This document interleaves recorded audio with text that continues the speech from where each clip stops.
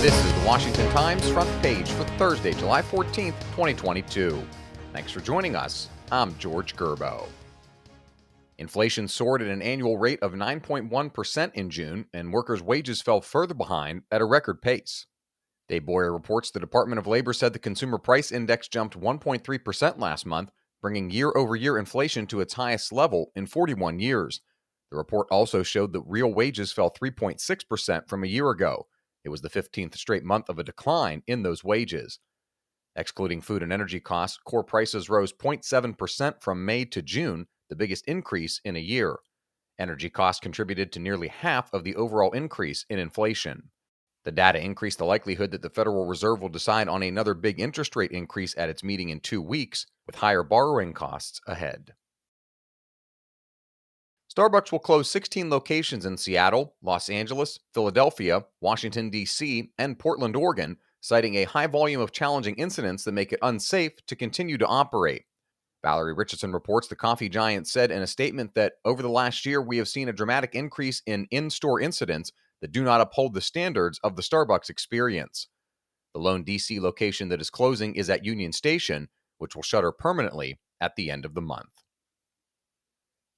Ukrainian leaders insist their country will prevail over Russia and eventually reclaim much of the eastern territory that Russian troops have seized in nearly 5 months of war.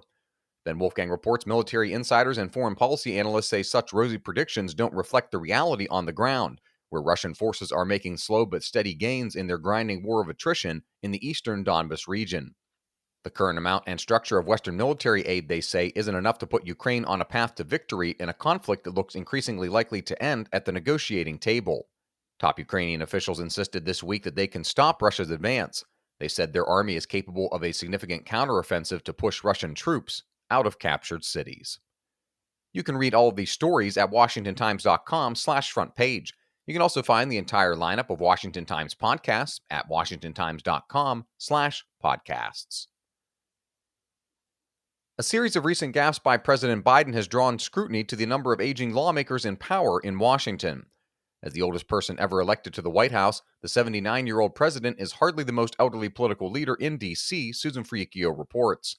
House Speaker Nancy Pelosi is 82, Senate Minority Leader Mitch McConnell is 80, and Senate President pro tempore Pat Leahy is 82, just to name a few.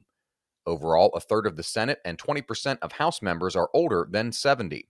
Pelosi, Majority Leader Steny Hoyer, who's 83, and Majority Whip Jim Clyburn, who's 81, have no official plans to step aside in the next Congress. And finally, evangelical groups say they're increasing efforts to provide high-tech ultrasound machines to more than 2,700 pregnancy resource centers across the country.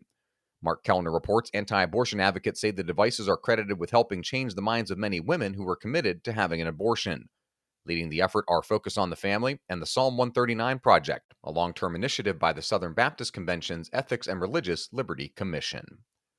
Find all of today's front page stories at WashingtonTimes.com/front page or on the Washington Times app, and find us wherever you get your podcasts. Just search Washington Times in your favorite podcast app. You can also find us on Twitter and Instagram at Wash Times for breaking news, sports, commentary, and more. For the Washington Times, I'm George Gerbo.